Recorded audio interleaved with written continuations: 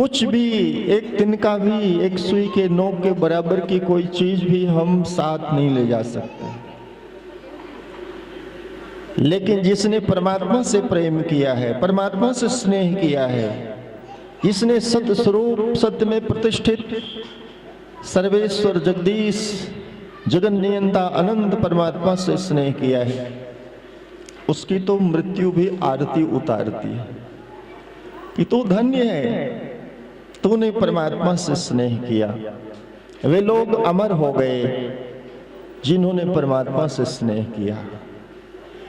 वे सत्य को प्राप्त कर लेते हैं, वे सत्य में प्रतिष्ठित हो जाते हैं। मीरा की कीर्ति अनंत काल तक इस धरती पर रहेगी, सबरी की कीर्ति अनंत काल तक इस धरती पर रहेगी।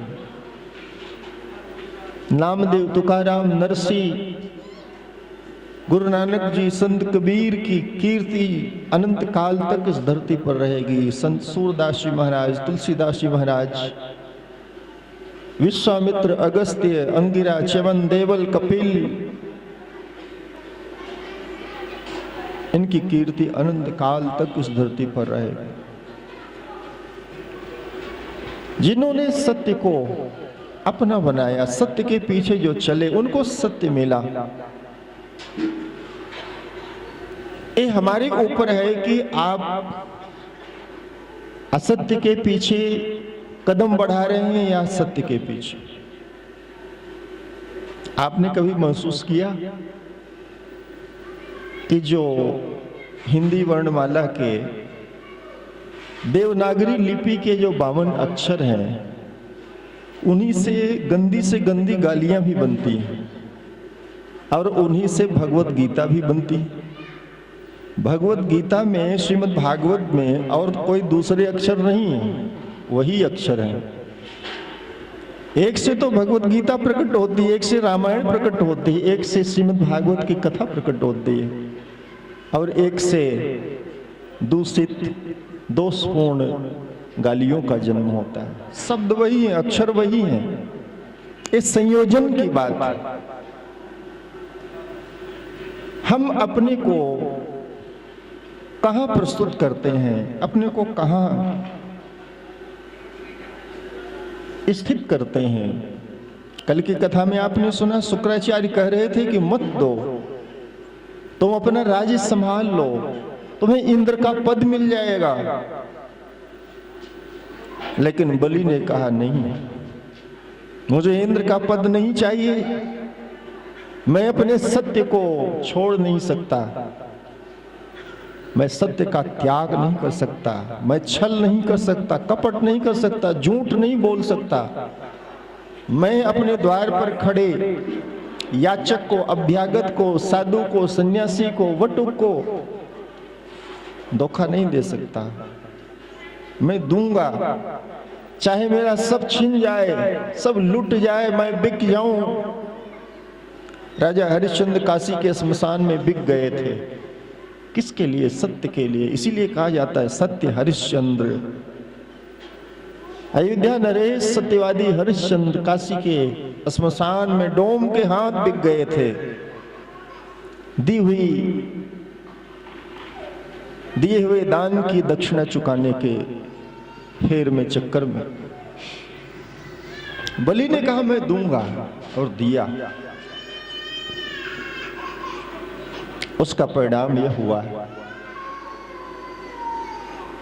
कि बलि को भगवान का आशीष मिला। बलि जब इंद्र बनेंगे तब बनेंगे, लेकिन बलि उसी समय इंद्र बन गए जब वे भगवान के हो गए।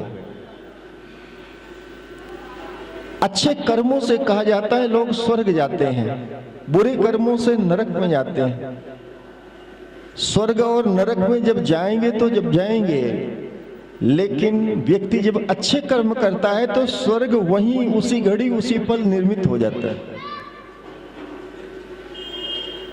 अच्छे कर्म करता है तो वहीं उसी घड़ी उसी पल नरक निर्मित, बुरे कर्म करता है तो नरक निर्मित हो जाता है।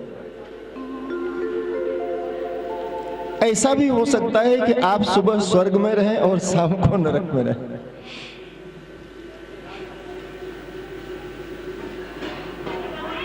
एक क्षण एक पल आप स्वर्ग में रहें और दूसरा कदम आपका नरक में हो सकता है। एक बहुत श्रेष्ठ महात्मा के पास उस इलाके का प्रतिष्ठित राजा आया। बड़ा नाम सुना था उन महात्मा का। आया राजा, लोग सिर तो नहीं झुकाते, कम ही झुकाते हैं, लेकिन झुकाना था क्योंकि वहां और भी बहुत सारे लोग बैठे थे। सिर झुकाया और पूछा कि बहुत सारे लोगों से मैंने प्रश्न किया, ये स्वर्ग क्या है, नरक क्या है, क्या ये होते हैं? बहुत सारे संतों महापुरुषों ने उत्तर भी दिया, लेकिन मैं उनके उत्तर से संतुष्ट नहीं हुआ। मैं आपसे पूछने आया हूं। आपकी बड़ी ख्याति है, आपकी बड़ी प्रसिद्धि है, आप बहुत जाने माने, ज्ञानवान, सूझवान महापुरुष के रूप में लोगों में जाने जाते हैं। मैं आपसे प्रश्न करता हूं कि स्वर्ग क्या है, नरक क्या है?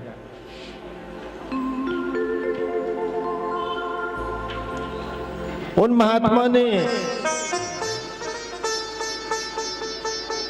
उस राजा से कहा, कभी अपनी शकल आईने में देखिए।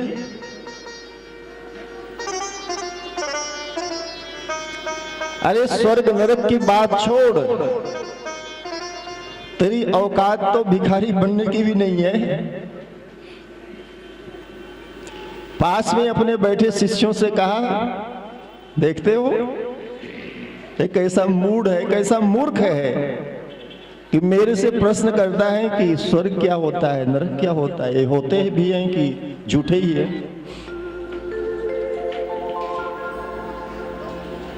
राजा को बड़ा अपमान महसूस हुआ कि सबके सामने, सबके लोगों के सामने इसने, इस महात्मा ने कहा कि देखो एक ऐसा मूर्ख है,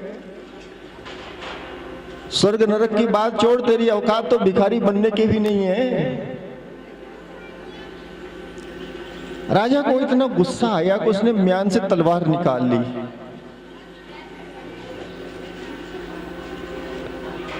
राजा का मन हुआ कि इस महात्मा की मैं गर्दन काट दूं।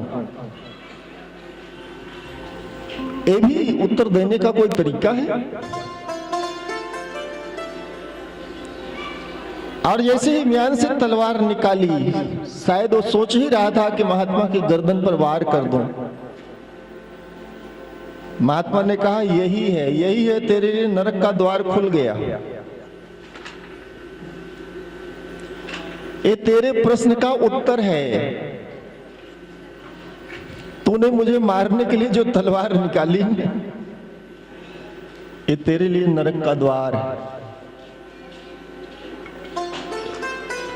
राजा को बात थोड़ी समझ में आ गई कि बात तो सही है। मैं क्रोध से भर गया, इस महात्मा की ईर्ष्या से जलते हुए हत्या करना चाहता था। अपमानित होकर के मैं जो लज्जित हो रहा था, उससे मैं बदला लेना चाहता था।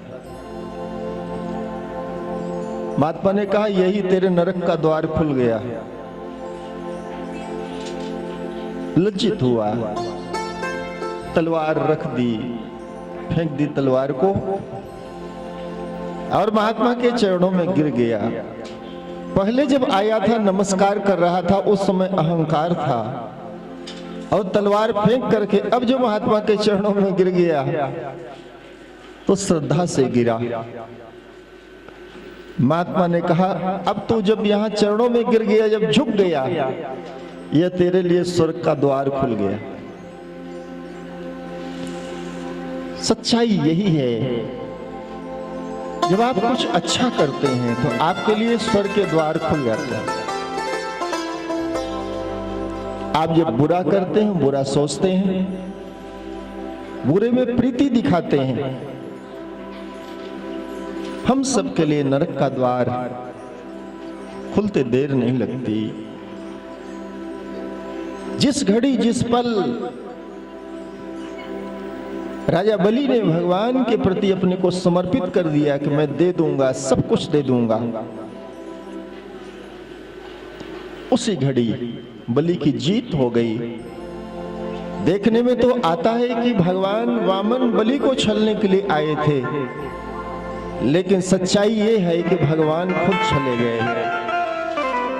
आज भक्त ने भगवान को जीत लिया। आपने कथा सुनी होगी कि सीता माता, जब लंका से राम जी ने सीता जी को प्राप्त किया तो कहा जाता है कि सीता माता की परीक्षा हुई। वो आग में, सीता माता आग में खड़ी हो गई।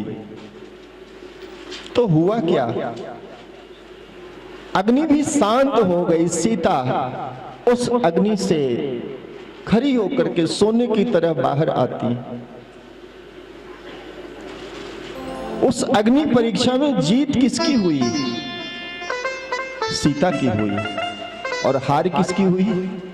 राम की हुई।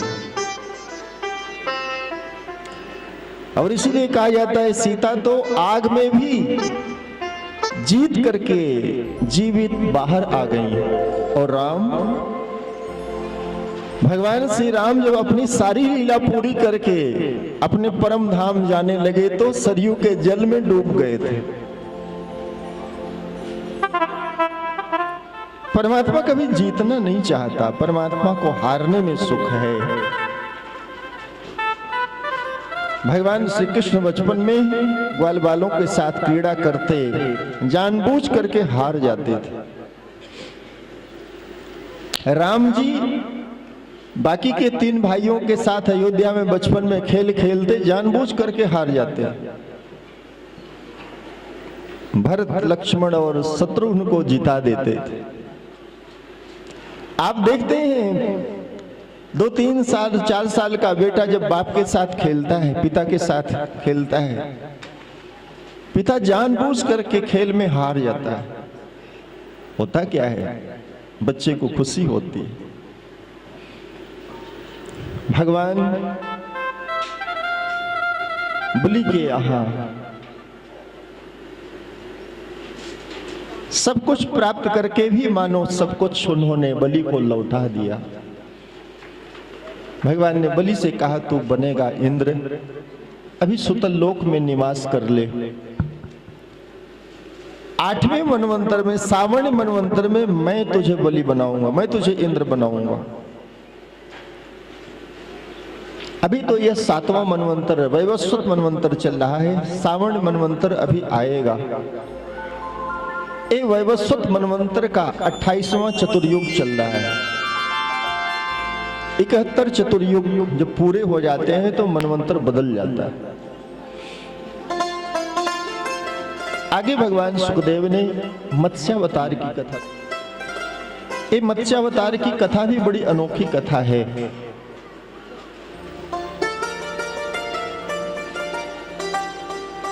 द्रविड़ देश के राजा सत्यव्रत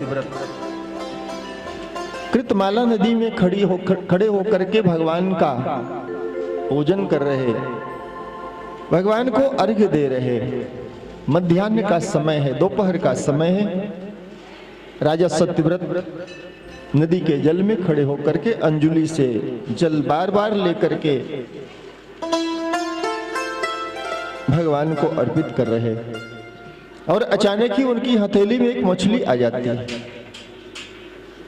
राजा ने देख लिया, ये नन्ही सी छोटी सी बहुत सुनहले रंग की मछली, बहुत प्यारी।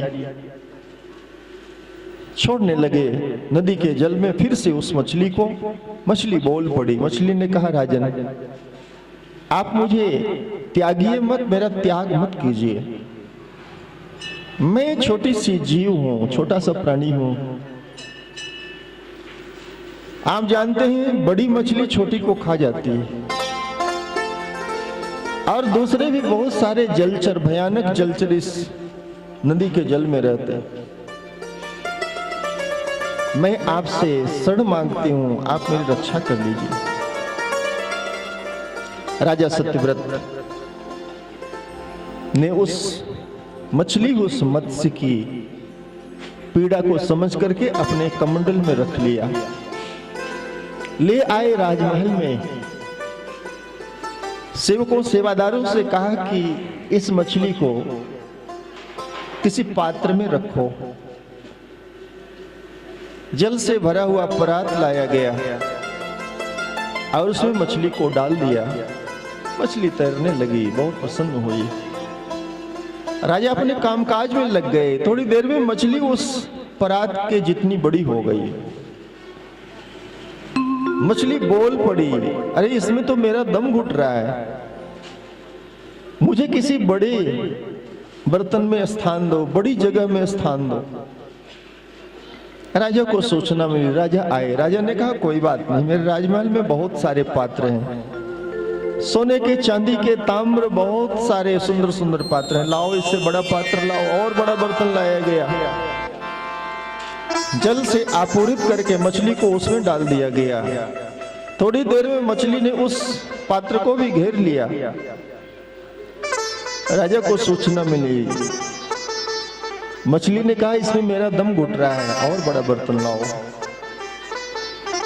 राजा ने और बड़ा थाल मंगवाया, विशाल बड़ा सा थाल, सोने का थाल, उसमें जल भरा गया, मछली को उसमें डाल दिया गया। थोड़ी देर में मछली उस थाल जितने आकार की हो जाती है।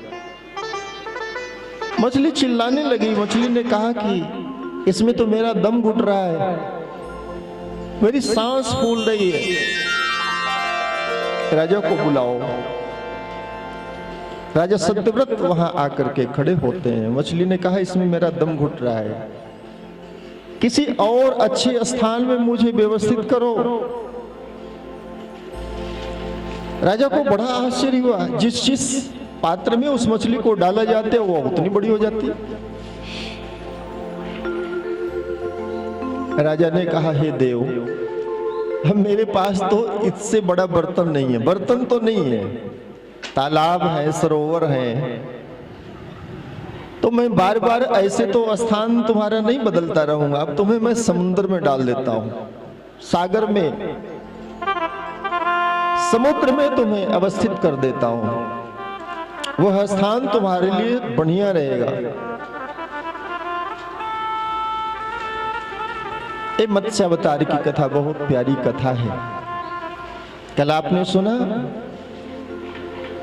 वामन भगवान छोटे से थे लेकिन सब कुछ नाप लिया, सारी सृष्टि को समाहित कर लिया।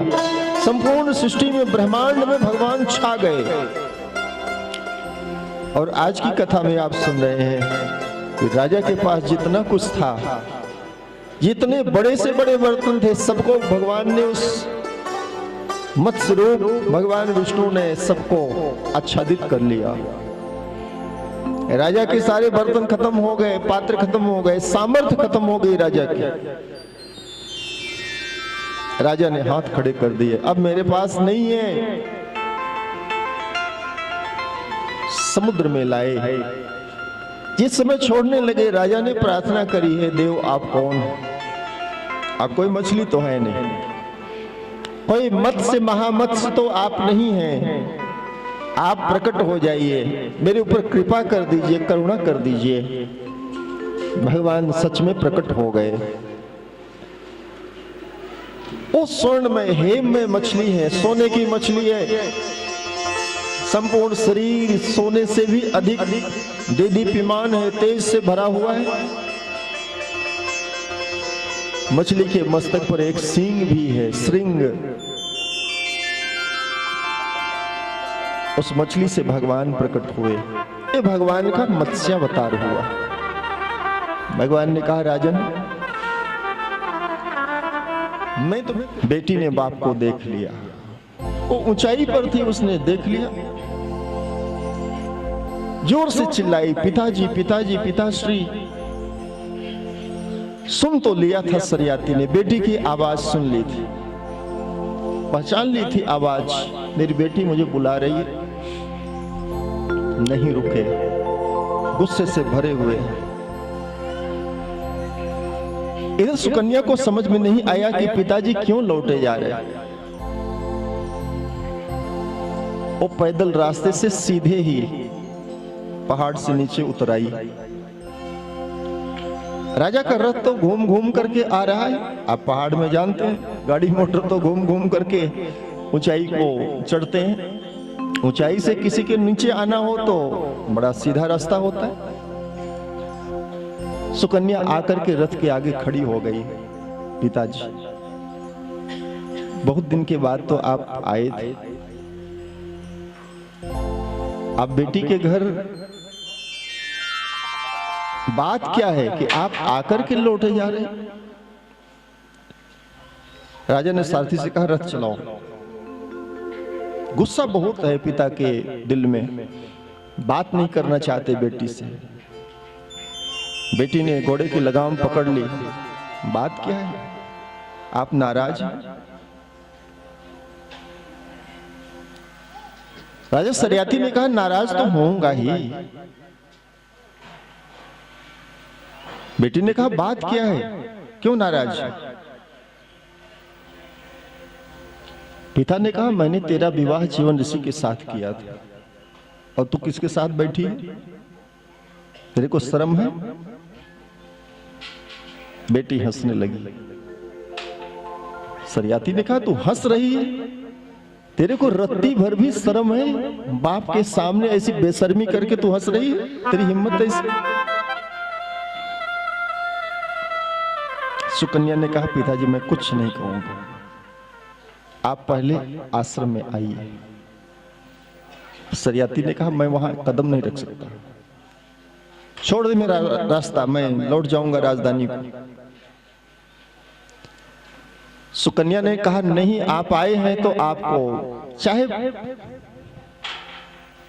घड़ी दो घड़ी के लिए आपको चलना पड़ेगा, मजबूर हो गए, आए। जब ऊपर पहुंच गए पहाड़ी पर तो उस युवा व्यक्ति ने स्वागत किया, महाराज आइए, पधारिए। मैंने भी देख लिया था कि आप आ रहे थे और अचानक बीच में लौट गए।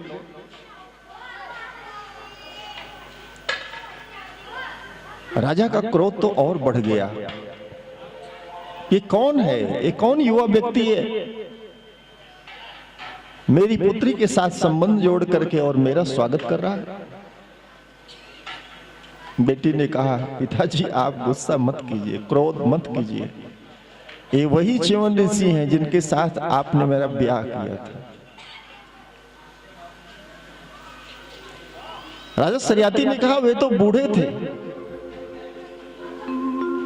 बेटी ने कहा, हाँ वे बूढ़े थे, लेकिन अभी युवा कैसे हो गए अब मैं क्या बताऊं, इन्हीं से पूछ लो।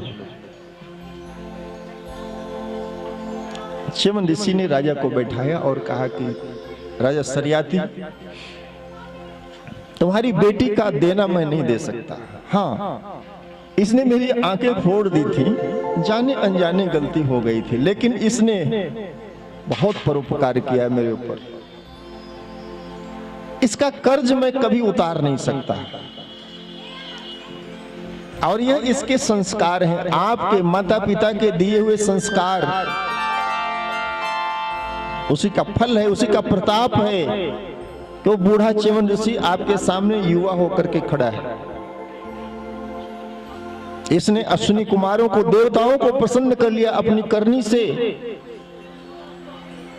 और वे अश्विनी कुमार आप जानते हैं देवताओं के वैद्य हैं। उन्होंने मेरे वृद्धत्व को, मेरी जरावस्था को समाप्त कर दिया। उन अश्विनी कुमारों की कृपा से ही मेरी आंखें फिर से ठीक हो गई। इसलिए आप आश्चर्य मत कीजिए, बैठिए। फिर तो महाराज आनंद हो गया। बहुत देर तक बातें हुई। सरियाती ऋषि प्रसन्न होकर के जब लौटने लगे,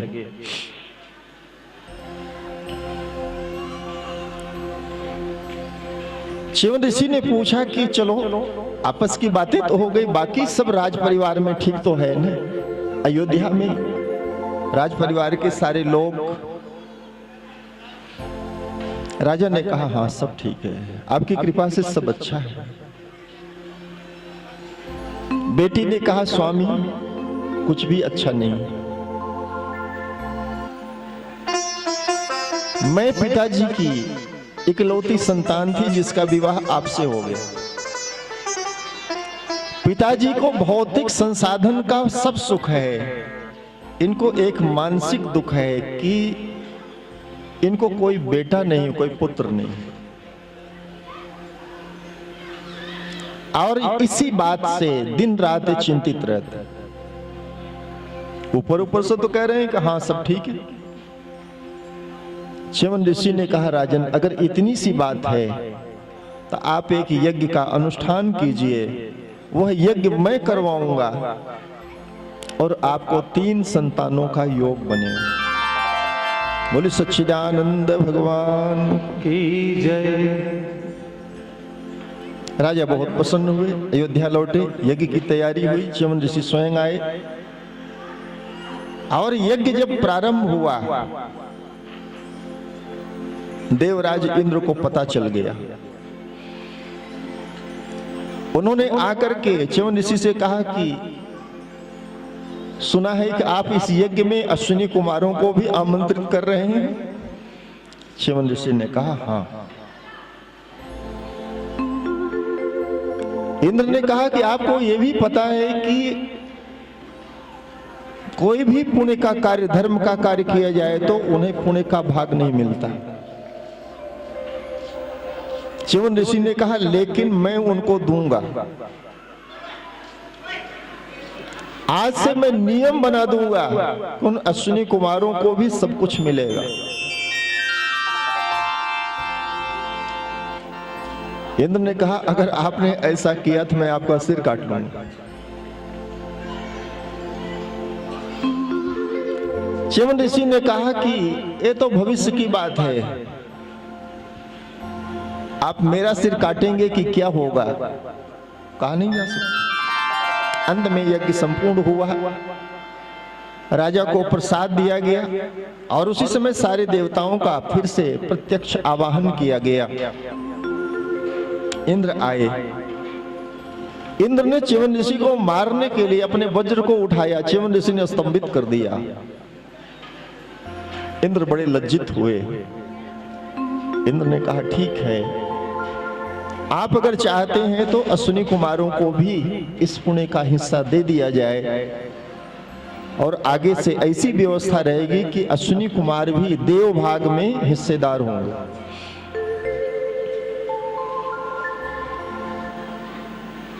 राजा सरियाती को 3 संतानें हुई।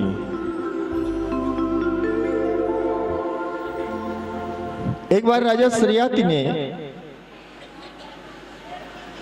अपने राज्य के 3 हिस्से कर दिए।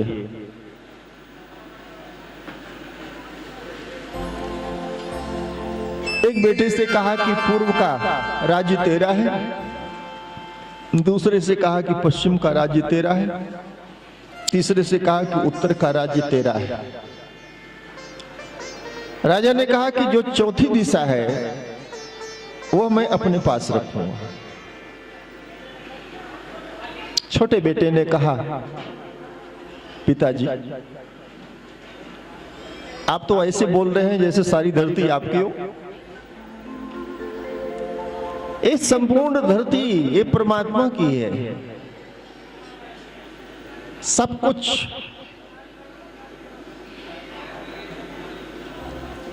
छोटा बेटा ये भगवान श्री कृष्ण का परम भक्त हुआ।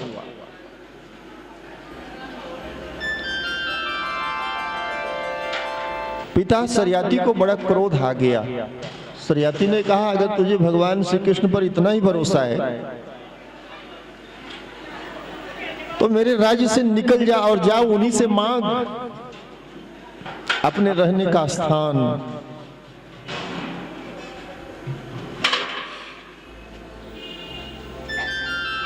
बेटा सच में पिता को छोड़ करके आ गया समुद्र के किनारे,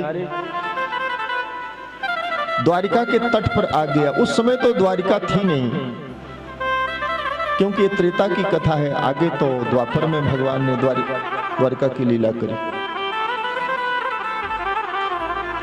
और कहा जाता है कि उस सरियाती के छोटे पुत्र की तपस्या से प्रसन्न हो करके भगवान ने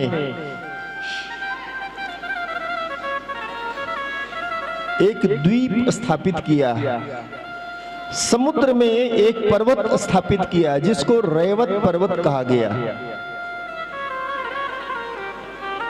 यह जो जूनागढ़ की सब पहाड़ियां हैं, गुजरात में जूनागढ़ है, बहुत पवित्र स्थान है। ये जूनागढ़ का सारा इलाका, सारा क्षेत्र, ये पहले धरती का हिस्सा नहीं होता था।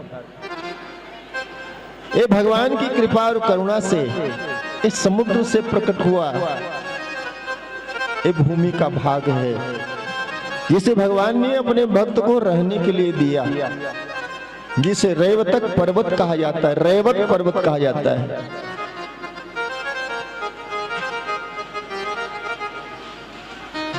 और इन्हीं के वंश में भगवती रेवती हुई, जिससे श्री बलराम जी का विवाह हुआ।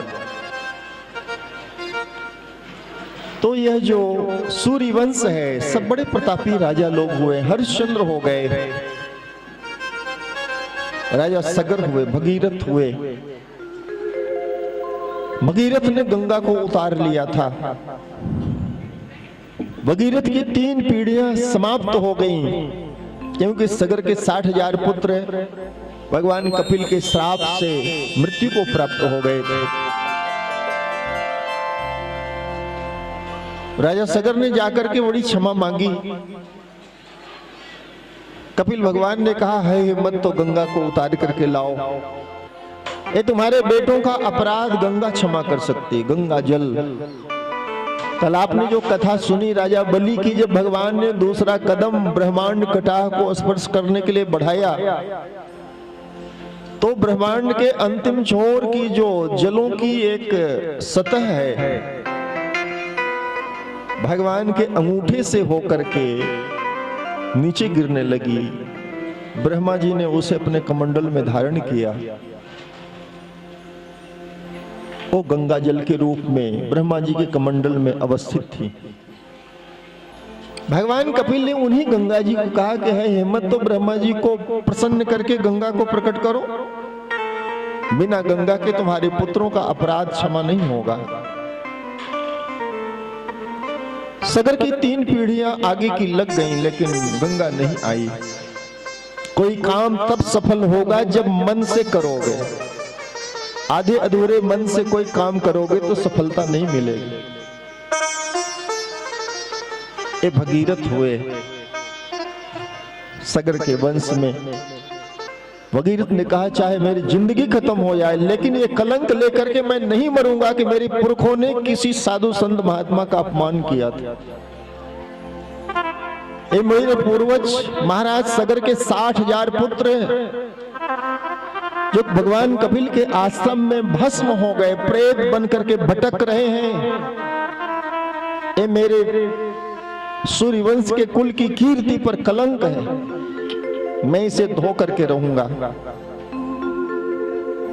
10,000 वर्ष तपस्या करी, गंगा माता प्रसन्न हुई। ब्रह्मा जी गंगा जी को लेकर के प्रकट हुए। ब्रह्मा जी ने कहा, मैं गंगा को मुक्त तो करूंगा, लेकिन इनकी धारा, इनके वेग को एक कमंडल में मत देखो।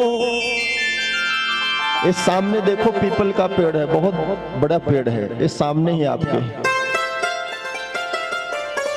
काफी बड़ा। उसकी डालियां तो ये मंदिर तक आ रही हैं, दूर दूर तक उसकी छाया फैली है।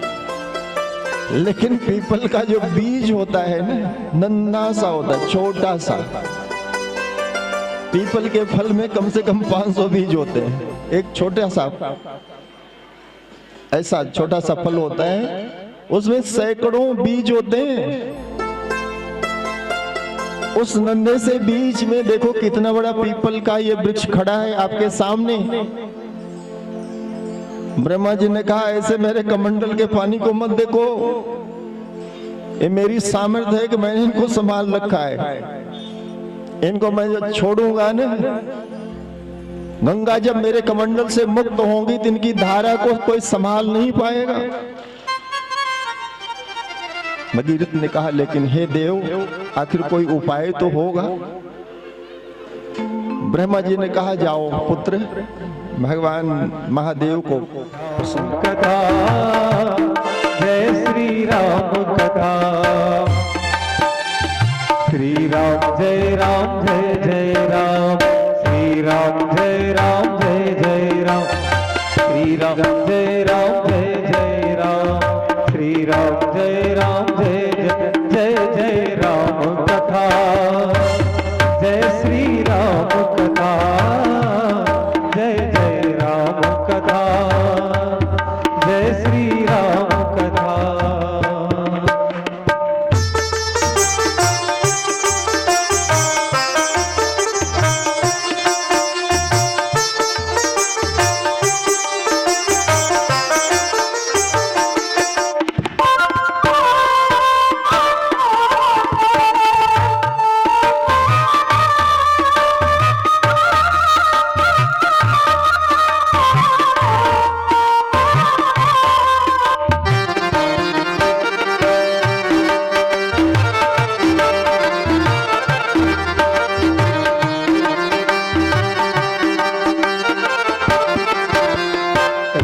कथा कलिका मत गाई, राम कथा कलिका मत गाई।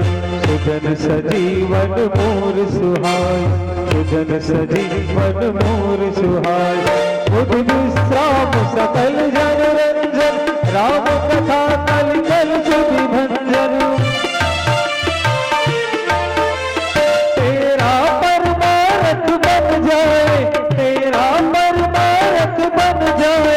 श्री नारद कर जथा, जय जय राम कथा, जय श्री राम कथा, जय जय राम कथा, जय श्री राम कथा। जिसे श्रवण कर मिट जाती है, जिसे श्रवण कर मिट जाती है जन्म जन्म की व्यथा। जय जय राम कथा, जय श्री राम कथा, जय जय राम कथा, जय श्री राम कथा।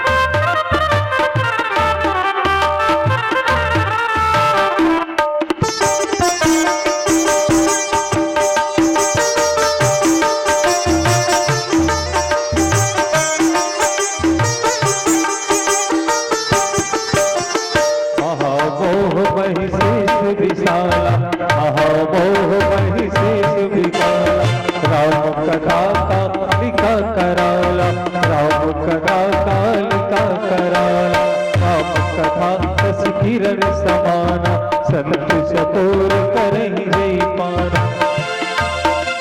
सुनकर तो भी अमर हो जाए हो,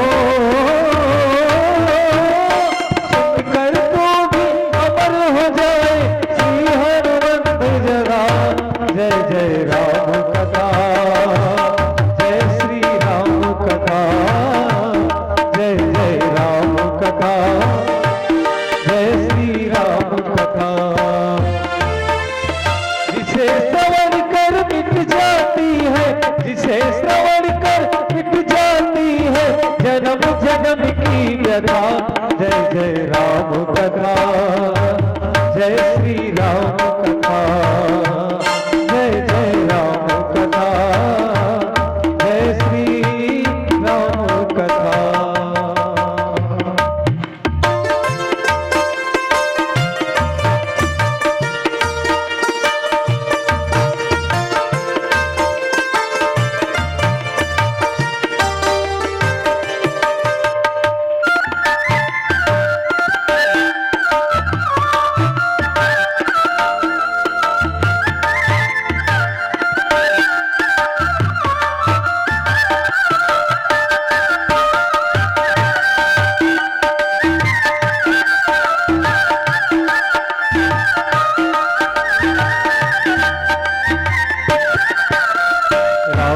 कथा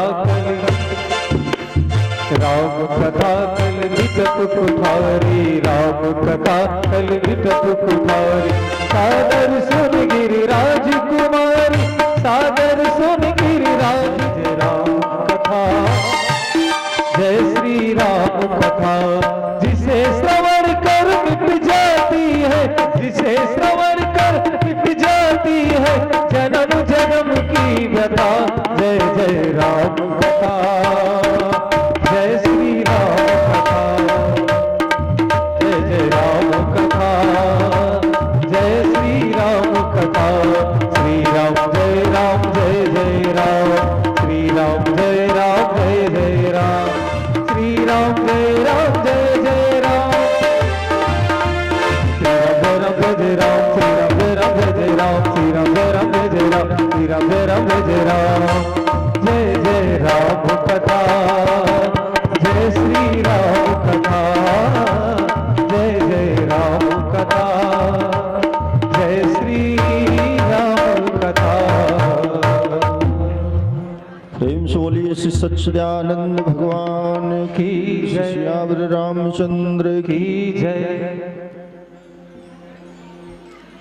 श्रीमद् भागवत के नवम स्कंध में 2 अध्यायों में श्री राम कथा का वर्णन है। कैसे रहा जाए, क्या शिष्टाचार है। राम भगवान होकर के गुरुकुल में गोबर उठाते हैं। आज के बच्चों को गोबर उठाने के लिए कह दो, वे बड़ा अपमान समझेंगे, लेकिन भगवान श्री राम गाय की सेवा करते हैं। लकड़ी लेकर के, समिधा लेकर के आते हैं, कंदमूल फल लेकर के आते हैं, आश्रम में जल भरते हैं। किसी बच्चे को कह दो जरा सब्जी ला दो, पैदल नहीं जाएगा, उसको स्कूटी चाहिए, मोटरसाइकिल चाहिए।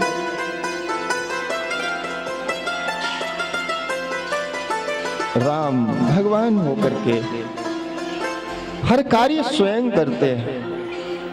गौ माता की सेवा करते हैं, आश्रम की सेवा करते हैं, गुरुदेव के चरण दबाते हैं। भगवान श्री कृष्ण ने भी यही सब किया सांदीपनी ऋषि के आश्रम में, उज्जैनी नगरी में। और इसीलिए गुरु का आशीर्वाद भी मिला। लौटे गुरुकुल से, इधर उस त्रेता के कालखंड में राक्षस लोग, निशाचर लोग, उनकी भी बड़ी बढ़ती हो रही थी। तभी तो भगवान ने अवतार लिया। गीता में भगवान कहते, मैं अवतार क्यों लेता हूं, जब जब होए धर्म की हानि, बाढ़े असुर अधम अभिमानी। अभिमानी जब बढ़ने लगते हैं, अधम लोग बढ़ने लगते हैं, असुर बढ़ने लगते हैं।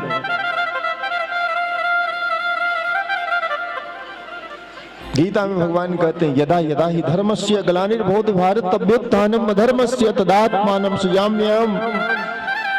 भगवान ने कहा, अर्जुन मैं अवतार ले लूंगा।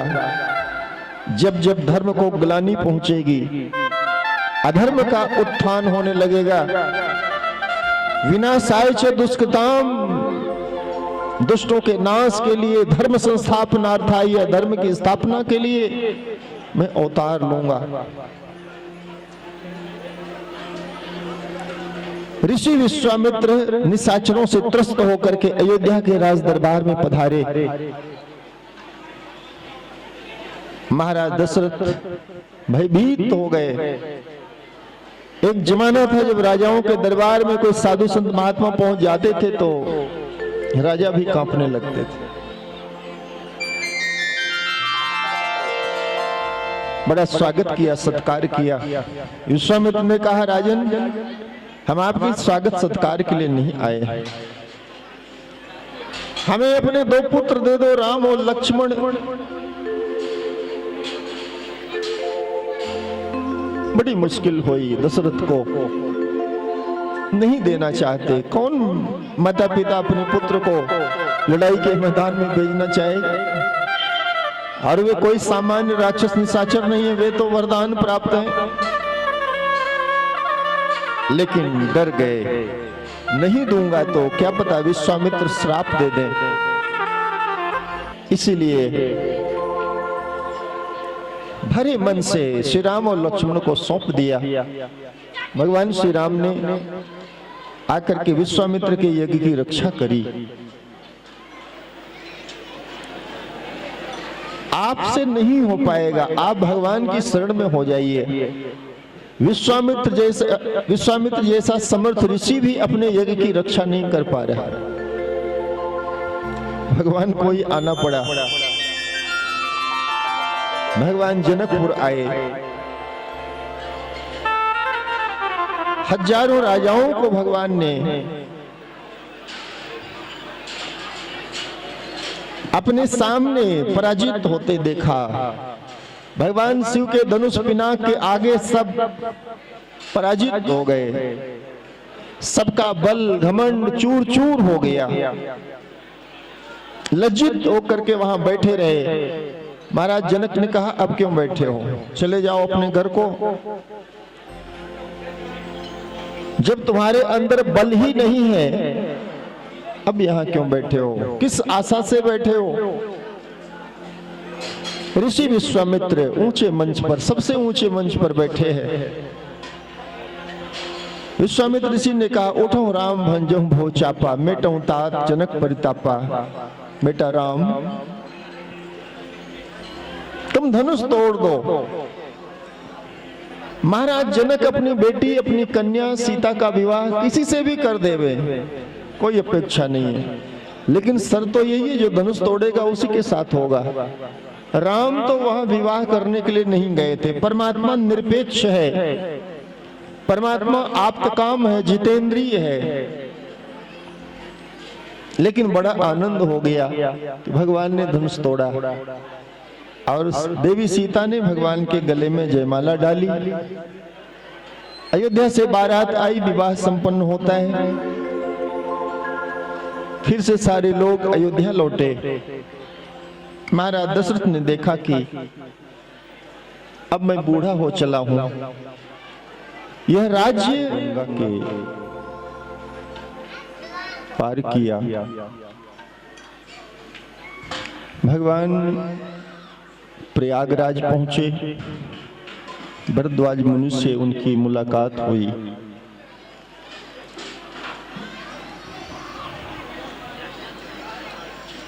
भगवान ने यमुना को पार किया। आपको पता है भगवान ने यमुना कैसे पार कर? यमुना पार करने के लिए भगवान ने खुद ही बेड़ी बना ली। एक काम वहां भी कर सकते थे, लेकिन एक भक्त को बड़प्पन देना है।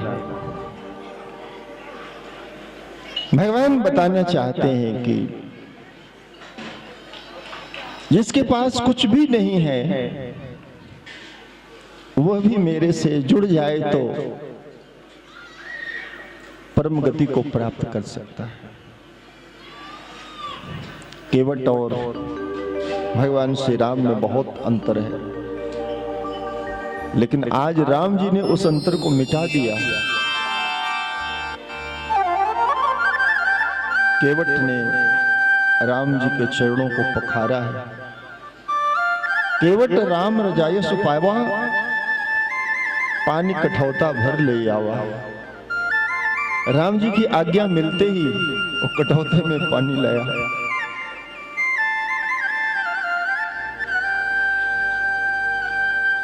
केवट ने बहाना बनाया कि हे राम, मैंने सुना है कि तुम्हारे चरणों में, पैरों में जादू है। ये चरण पत्थर को छूते हैं तो वह स्त्री बन जाती है। मेरी नाव भी कहीं स्त्री हो गई, फिर मेरी रोजी रोटी मारी जाएगी। तुम तो महल छोड़ करके जंगल में आ गए, मैं तो पहले से जंगल में हूं, मैं कहां जाऊंगा। हे राम, मेरे पेट पर लात मत मारो। इसीलिए कठौती नहीं लाया, कठौता लाया कि अगर ये पानी का कठौता स्त्री हुआ तो स्त्री तो नहीं होगा, क्योंकि कठौता पुल्लिंग है, पुरुष वर्ग में आता है। इससे अगर कोई मनुष्य उत्पन्न हुआ तो चलो वो भी मेरे नाव चलाने में सहायता करेगा। बड़ी लीला हुई गंगा के घाट पर, लेकिन यहाँ यमुना के घाट पर ऐसा कुछ नहीं है, वहां कोई ऐसा भक्त नहीं खड़ा है। इसलिए राम जी ने खुद ही बेड़ी बना ली और पार हो गए। निषाद राज को भी लौटा दिया। भगवान चित्रकूट आए, ऋषियों से मुलाकात हुई। इधर महाराज दशरथ की मृत्यु हो जाती है पुत्र के वियोग में। भरत जी को सूचना मिलती है, भरत जी आते हैं। भरत राज्य संभालने के लिए मना कर देते हैं, यह राज्य श्री राम जी का है, मैं इस सिंहासन पर नहीं बैठूंगा। पिता की अंत्येष्टि करके वे चित्रकूट आए, लेकिन राम जी ने बड़ी युक्ति से उन्हें लौटा दिया, वापस कर दिया कि माता पिता की आज्ञा माननी चाहिए। माता कैकेयी का वरदान यही था कि भरत राजा बने, और मेरा निर्देश है कि भरत तो लौट जा। भगवान श्री राम ने अपनी कृपा पावरी दी, अपनी खड़ाऊं पादुका दी। ये दुनिया के इतिहास में कोई दृष्टांत नहीं है कि सिंहासन पर पादुकाएं